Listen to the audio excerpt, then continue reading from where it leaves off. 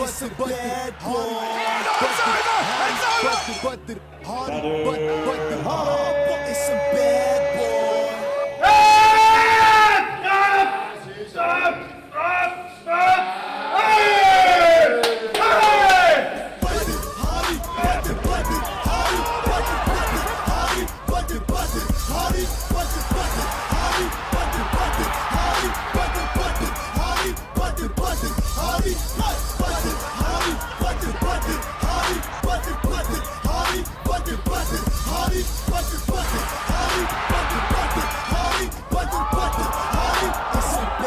boy. Badr Hari, the man, the myth, the legend. Right here at Mike's Gym. You just got done with a training session. You're back in the spotlight. Your first fight in a year. You've only fought once in the last 2 years. How does it feel to be back on the main stage again? Yeah, it feels good. You know, after the K1 period, everything was finished. So there was some fighting, but it wasn't on the biggest stage. And now back on the biggest stage, I think Glory is we can say Glory is the #1 kickboxing stage in the world. So it feels good. It feels comfortable. It feels where I belong. A lot of people watching you in America right now don't know too much about you. Yeah. How would you describe yourself as a person and as a fighter? You get to pick. They don't know anything, right? You could just start with a clean slate. Yeah, but we have Google. yeah. So, no, like I said, as a person, I am who I am. You know, I'm not a clean sheet, but I'm a person, and it is what it is. As a fighter, I always go for the knockout. You know, I like that. I go for the kill, and don't believe in second rounds. So very explosive, very hungry always, and always in for a good fight. Let me read a quote to you from 5 years ago. You said on Dutch radio, you said, "I'm able to explode at any moment. I become blind to it all. There's just a certain aggression inside of me which I don't know what to do with, and I don't know where it comes from." Does that still exist? Yeah, it still exists. That's just how I am, you know, when I'm in the ring. You know, I just want to beat people up, you know. It's not like yesterday in the press conference, a lot of people talking about this or that, but I'm an emotional guy, you know. I like to fight. I like to hurt people. You know, you said in the ring. Did you want to fight RICO yesterday at the press conference? It's difficult to say, you know. Really? You want to beat him up or not? Yeah, it could happen. Yeah? Like I said, you know, I'm an emotional guy, and I see everything personally, you know. He sees it as a sport, and he sees it maybe as, you know, it's just a game. But for me, it's not a game, you know. It's all about survival, and it's all about, you know, being strong, you know. It's about your manhood, you know. It's more than just a fight. So some people, I'm sure, little kickboxers out there look up to you as a role model. Do they need that edge, or is that unique to you? I think it's good if you have it. I think if you have it too much, it's not good, but it's good to have a little. But, you know, like I said, you know, I'm just a guy who goes all in, you know. I think it's more than just a fight. Every opponent, I see like, you know, it's like it's like my enemy, you know. Need to knock him out, need to hurt him very bad, you know. There's no time to be friends, maybe after, but before, no. Do you consider yourself a family man now? I was always a family man. Yeah? You know, my family comes first. You know, that's one of the reasons I'm so into fighting, you know, and like I said, you know, I fight for the money. You know, I have responsibilities. So, you know, that's one of the main reasons when you step in the ring, you know, you're like, I'm feeding my children, you know, so it's no game.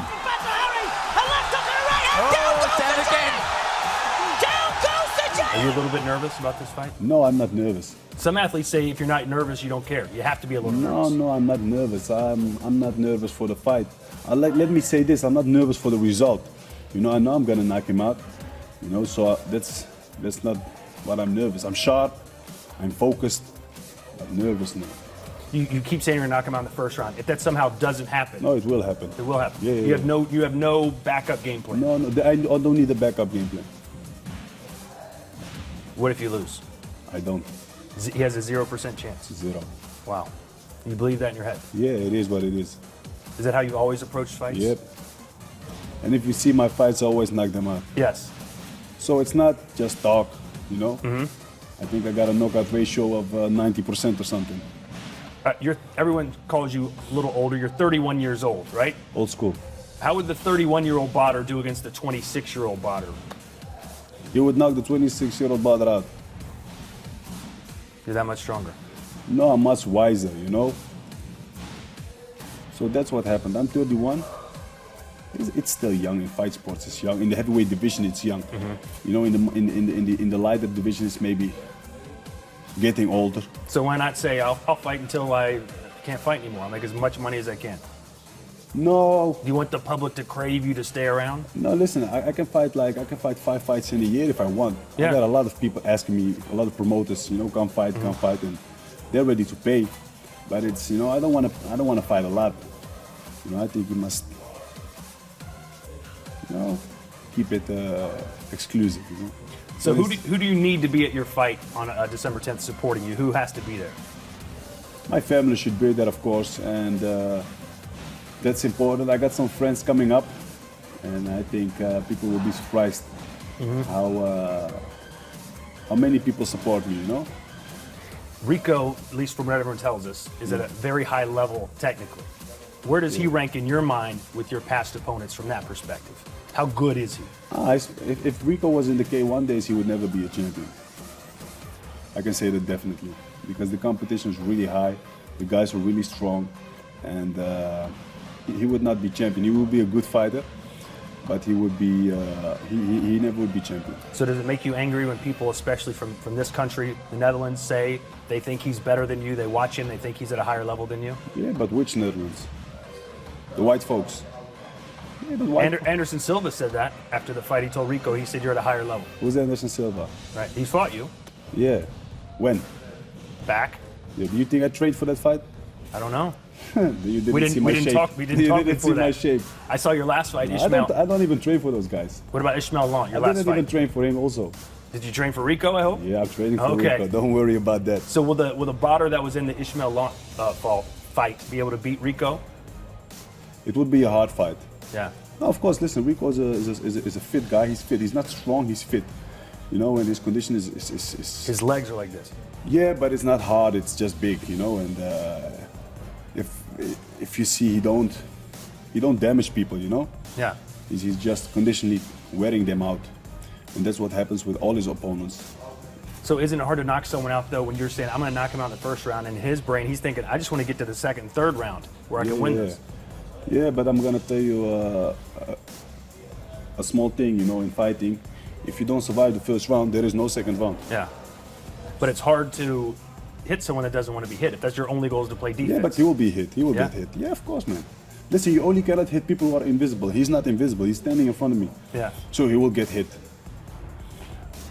Yesterday at the end of the press conference, what was that about? How would you describe? You just didn't respect him? No, man. I don't give a fuck about him. Earlier in the press conference, you said you respected him as a fighter. You don't respect him as a person? No, man. Why should I go to? It's a press conference. Yeah. So you talk up with the press. When we finish talking with the press, I'm done. But you've done 100 of these. You know how it goes. Yeah, I did 1 million. But you stood face to face with most of those guys. Some of them you punched. Yeah. At least you didn't punch him. So maybe that's why it was a good reason not to face him. Maybe. Maybe. Thanks for your time. You're more than welcome. And thanks for not hitting me, right? I'm pretty annoying. No. All right. You just have the RICO verhoeven haircut, but Pre-order now at UFC.tv/Glory Collision. Coming December 10th, RICO versus Badr in Glory Collision. Glory's reigning and undisputed champion RICO Verhoeven versus kickboxing's bad boy, Badr Hari, is back. RICO versus Badr in Glory Collision, December 10th. Pre-order now at UFC.tv/Glory Collision.